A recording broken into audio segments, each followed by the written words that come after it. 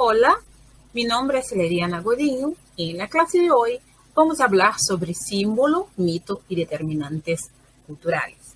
Este tema es discutido en las ciencias sociales de diferentes abordajes y autores. Específicamente en esta clase, el marco conceptual y teórico parte de dos contribuciones.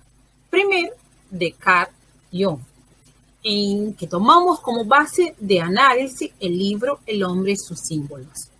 Como segunda parte, nuestro análisis se fundamenta en los estudios de Joseph Campbell, con enfoque en los mitos y los rituales.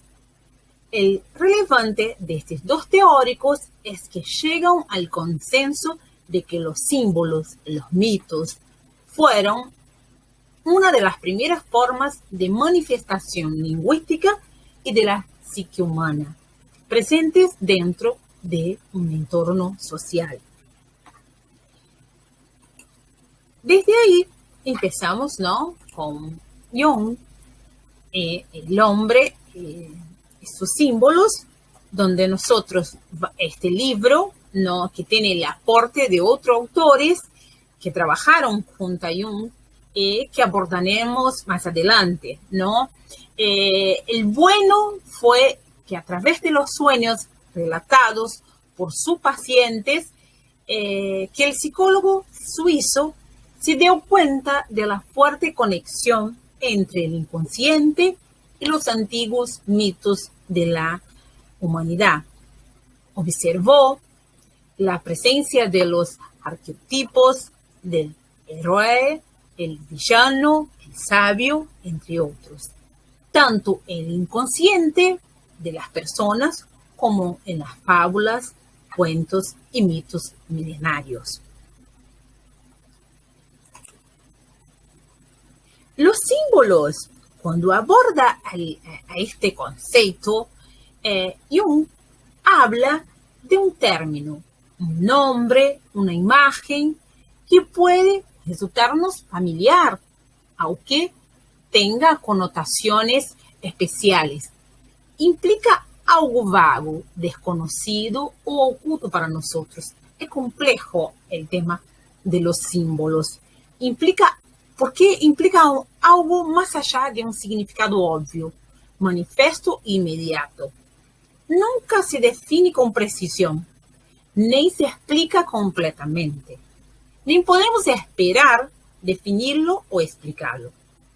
Para Jung, son productos naturales y espontáneos. Aparecen en todos los tipos de manifestaciones psíquicas.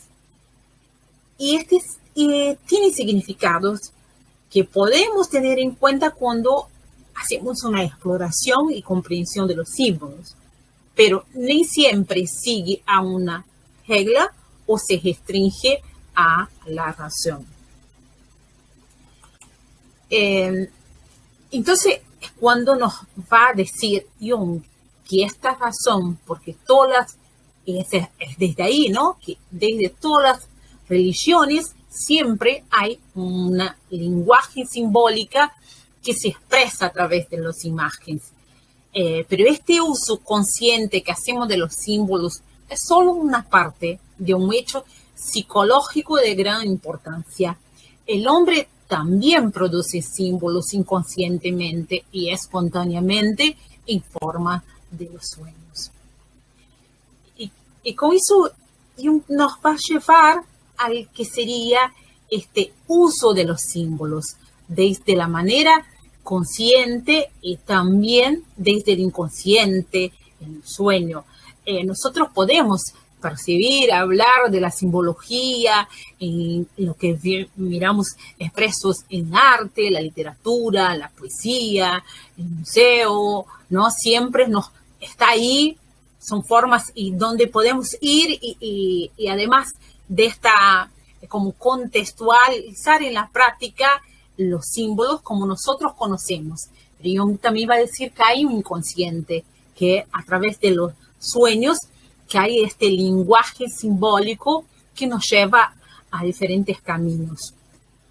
En su obra, El hombre y los símbolos, él va a referir a esta psique humana como un aspecto complejo.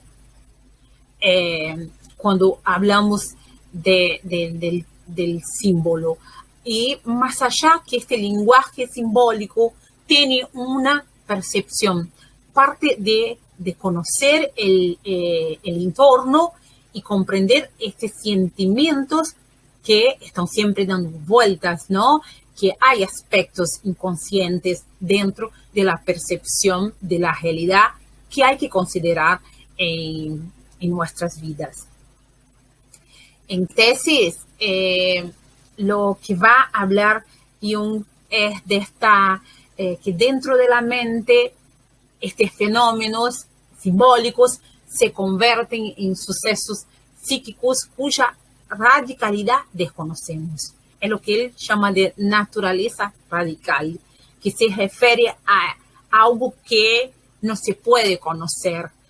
Hay ciertos eventos que todavía no son conscientes y que están por debajo de un umbral y que va más allá de nuestro conocimiento, de nuestro pensamiento racional. Los estudios de Jung sirven para entender, ¿no?, este deseo que tiene el hombre de entender, de seguir explorando, y por más que tenga alcanzado un estado de civilización, ¿no?, todavía está lejos. Siempre hay un misterio, ¿no?, que la mente humana no puede como saber, desmembrar. Entonces, él va a hablar eso, de que este desarrollo que pasa en la vida, y ahí Jung va a hablar del tema, lo va a posicionar, tenemos, ¿no?, que posicionarlo en un contexto que tiene que ver con, empieza el siglo XX, ahí empieza la tecnología, se presenta de una forma más avanzada, y los estudios, la ciencia es mucho más presente, como por ejemplo en los estudios de la psique a partir de las obras de Freud, que a pesar de estudiar, a estar ahí en los estudios de Freud, cuando se habla del simbólico, es como él gana un distanciamiento y empieza a ver que hay una riqueza de fantasías y de símbolos que necesitan ser estudiados. Y para él es lo que él va a llamar de expresiones de la mente primitiva, imágenes colectivas. ¿Qué tiene a ver con eso? Que los símbolos están presentes en los sueños, y hay una dimensión espacial, temporal, que por vez es diferente de la historia narrativa, de un texto narrativo que estamos acostumbrados, donde hay un principio, un medio y un final. En los sueños es como el lenguaje simbólico lleva diferentes aspectos que torna ese objeto desconocido y que tenemos que ir como dando vueltas para entender y aceitarlo, ¿no? Y va avanzando en su psicología analítica para hablar que los mitos, cómo se origina, cómo aparecen, ¿no? Él va siempre a decir que hay un narrador primitivo que donde parte de ahí, de un conocimiento y de una imaginación e intuición que está basado en las creencias, los valores, en la opinión popular, en los que los sociólogos llaman del sentido común, ¿no? Esta creencia que muchas veces tiene mucho más valor que un marco tecnológico que la ciencia puede explicar, y se basa mucho. Y el hombre, lo que habla Jung es que el hombre está siempre creando nuevas supersticiones, tiene siempre nuevas creencias. Y desde esa perspectiva que nosotros vamos a llegar al que sería el libro, ¿no? El libro que trata Jung, y como nosotros hablamos, y que tuvo el aporte de otros autores como Anderson, que va a hablar de los mitos antiguos y el hombre moderno. ¿Qué significa eso? Que para hablar de la simbología tenemos que hablar de los determinantes culturales. ¿Y qué sería eso? Que los mitos pasan en diferentes sociedades, pero hay similitudes entre otros. Nosotros podemos utilizar como, por ejemplo, la religiosidad popular y hablar del gauchito Gil, ¿no? Este mito que está en la cultura, en las manifestaciones antropológicas de Argentina, y lo podemos comparar a este mito de un chico que roba de los pobres para dar a los ricos, y ahí nos remete siempre al Robin Hood, ¿no? Pero por otro lado también los mitos, cuando hablamos en la modernidad y hoy hablamos de la posmodernidad, vamos a hablar de este hombre moderno que viene y que renuncia las supersticiones de los mitos a favor de la ciencia. Pero dentro de esta lógica y conciencia, por más que intente, siempre hay un inmaterial, hay un desconocido que no lo puede alcanzar. Y también está María Luisa von Franz con el proceso de individuación. Dentro del libro, lo que habla ella es de que el simbolismo ayuda a ajustar el sentido del yo cuando esa percepción se vuelve defectuosa, debido a que el equilibrio entre el consciente y el inconsciente se vuelve instable. Von Franz va a utilizarse en los estudios de la alquimia para poder entender, y los cuentos de hadas para poder explicar esta imaginación activa y la personificación de los impulsos, como una forma de entender esta sociedad dentro del cual el proceso de individuación, de encuentro, es importante. Después seguimos con Aniele Jaffe, que ya trata más del simbolismo en las artes visuales y parte de tres momentos, de tres tipos, ¿no?, de símbolos que son importantes en los estudios del simbólico. El primero es las piedras, y las piedras tienen que ver como las primeras representaciones, ¿no? El hombre encuentra en la piedra el significado, en la técnica, y la utiliza, y a partir de ahí genera esta representación virtual. Por otro lado está el animal, que nosotros lo que habla del lenguaje simbólico es de que el hombre se para, sabe que su especie no es como las otras, y por otro lado también busca cómo domesticar este animal, y lo expresa ahí en las pinturas rupestres que se conocen de las representaciones de animales. Y por último está el círculo, ¿no?, que tiene que ver con la dualidad entre la integridad y la plenitud. Ella también va a hablar del arte moderno, y que por más que hablamos ahí de dejar de lado los mitos, el arte moderno occidental tiene este lado oscuro y abstracto que no siempre es realista. Y llegamos a los símbolos y el análisis individual, donde Roland de Jacob va a hablar de los símbolos del sueño y el papel que desempeña en la naturaleza psicológica. Y desde de Jung y los autores que nosotros hablamos hasta ahora, llegamos a lo que implica el simbólico, que nosotros sí es que todavía nosotros o no nos conocemos, ¿no? Hay siempre algo que está, hay un misterio, hay una sombra, pero hay que aceitar, ¿no? Esta sombra, tu ánima y tu ánimos. Y sí, hay una civilización occidental que tiene un serio problema en aceitar este lenguaje simbólico. Es como rejecta, pero siempre está creando nuevas creencias.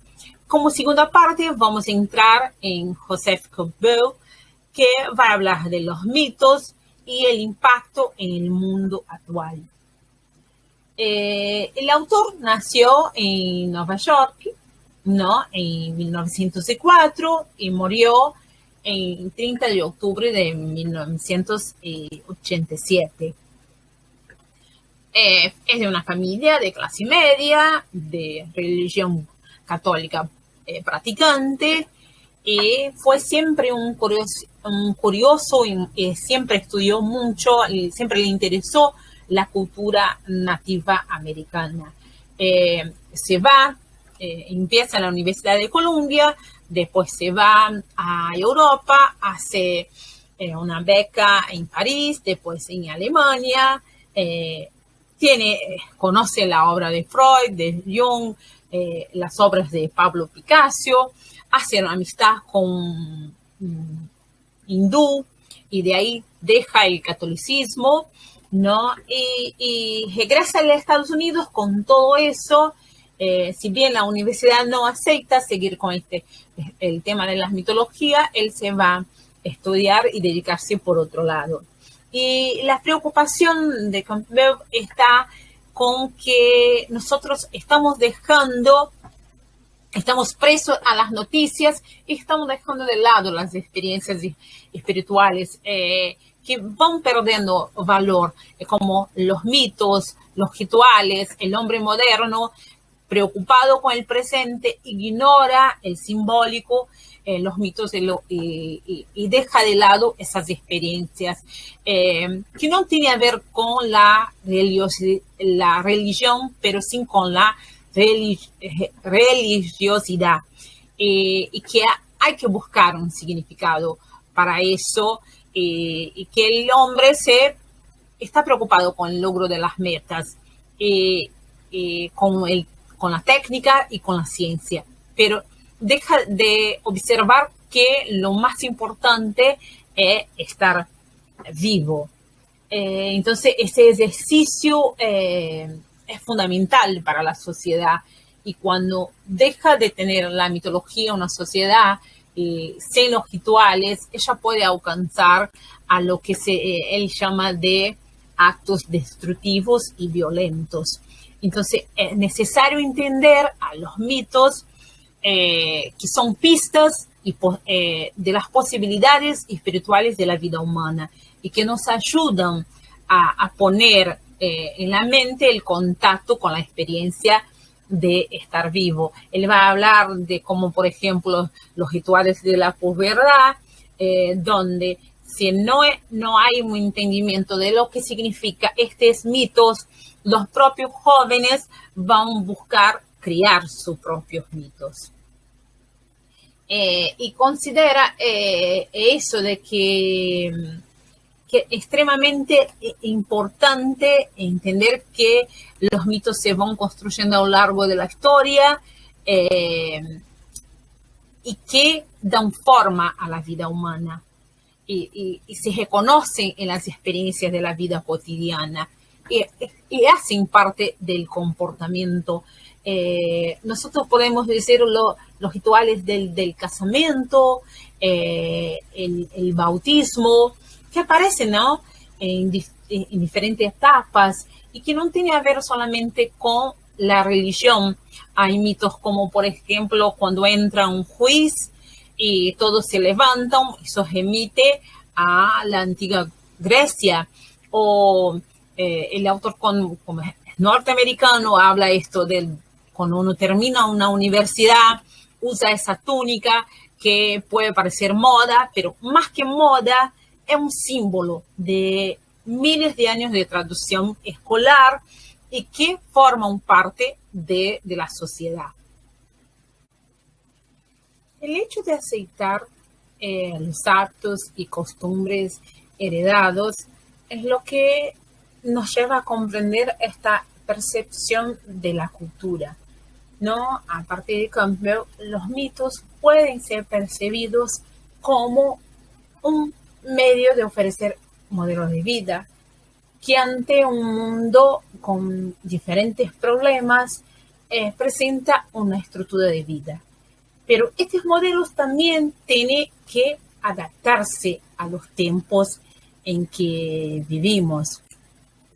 Y desde ahí lo que va a trabajar el autor de esta mitología que tenía que ver con diferentes etapas de vida, de ceremonias de iniciación, cuando se pasa de la niñez a las responsabilidades adultas. Entonces, son varios procesos que está metido en el medio de la sociedad y que hay un ordenamiento, hay reglas morales que intentan como armonizar la vida en comunidad.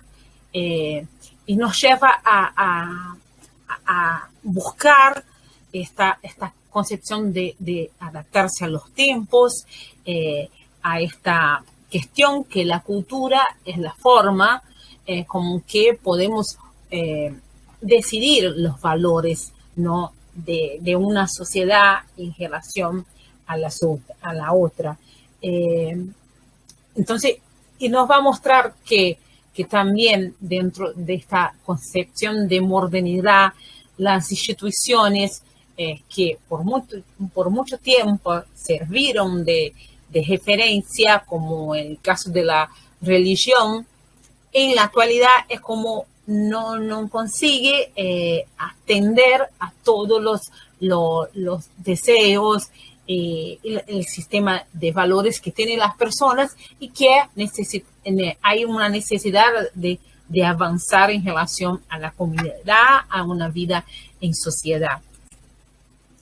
Desde ahí es lo que va a hablar Campbell de esta experiencia mística que está basada en los sueños, que también pasa por la cuestión del asombro, del fracaso, y que nos lleva a reflexionar sobre el lenguaje simbólico y metafórico de los mitos, ¿no?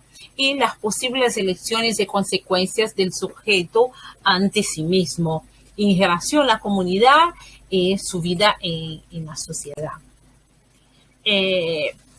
Él va a avanzar a este concepto de cuanto más mitos o mitologías pasan a existir y donde muchas pueden llegar a chocarse, va como construyendo a mitologías o una mitología que es más compleja.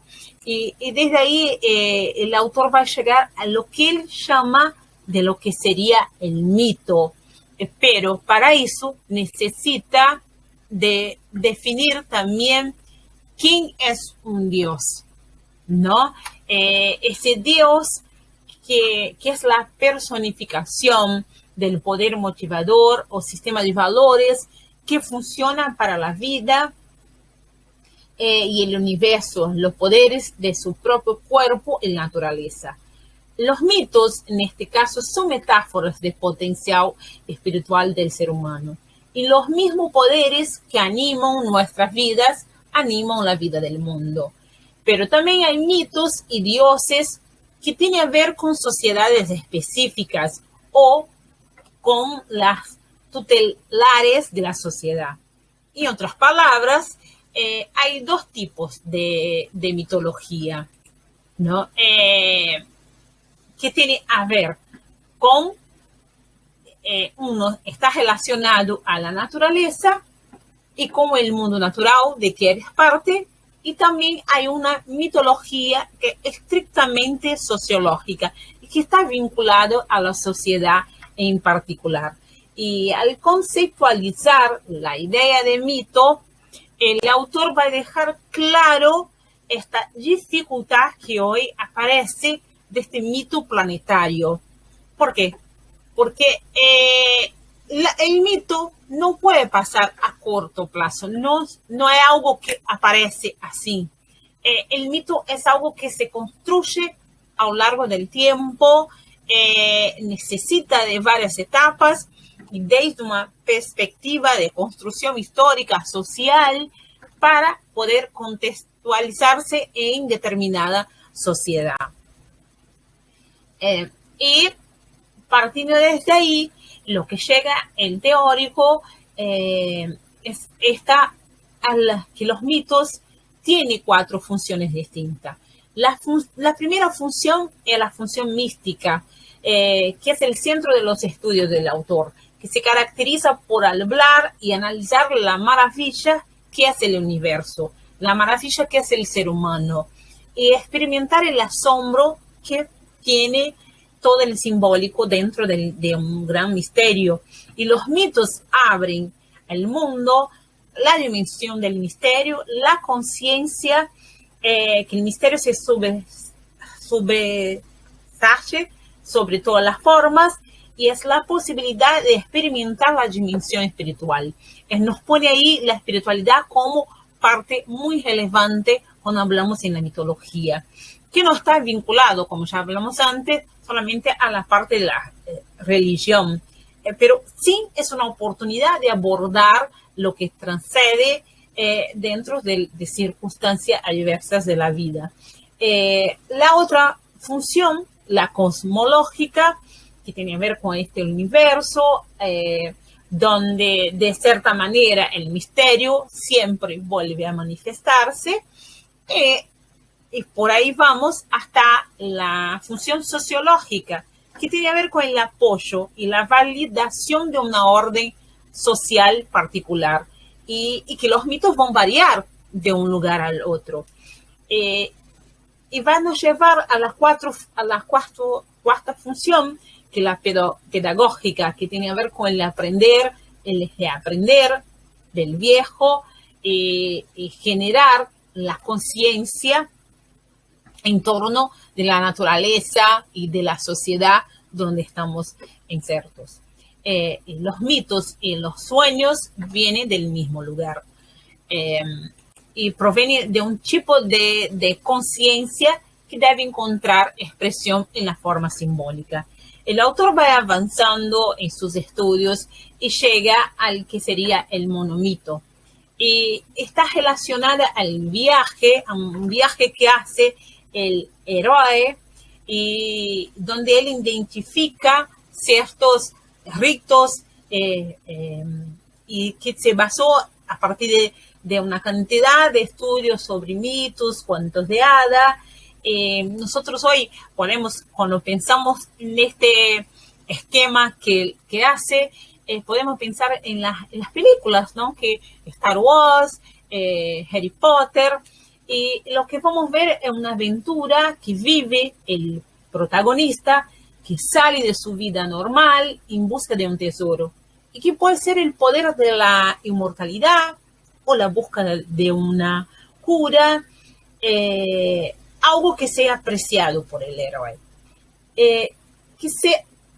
Pero para pasar tienen que tener una región mágica desconocida en este camino, donde él va a tener que encontrar un maestro que le va a guiar, que lo va a generar enseñanzas, ¿no? Y también va a encontrar buenos personajes o malos, hasta llegar al gran enemigo, ¿no? Que esta persona el mito, ¿no? Es como lo presenta como el más poderoso, donde el héroe tiene que enfrentarlo. Hay una lucha mortal, él vence, obtiene este tesoro que estaba buscando y regresa a su pueblo completamente realizado y lleno de experiencia y sabiduría y fuerza. Y pasa entonces a transformarse en lo que sería esta transformación espiritual y mística que nosotros vamos observando en diferentes culturas de la humanidad y en los cuentos de hada.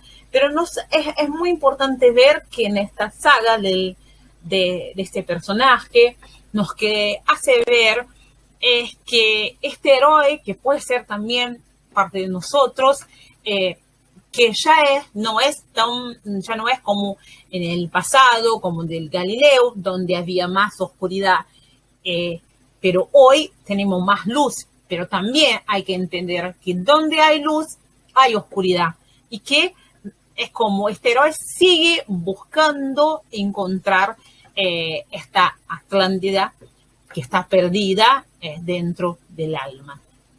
Muchas gracias.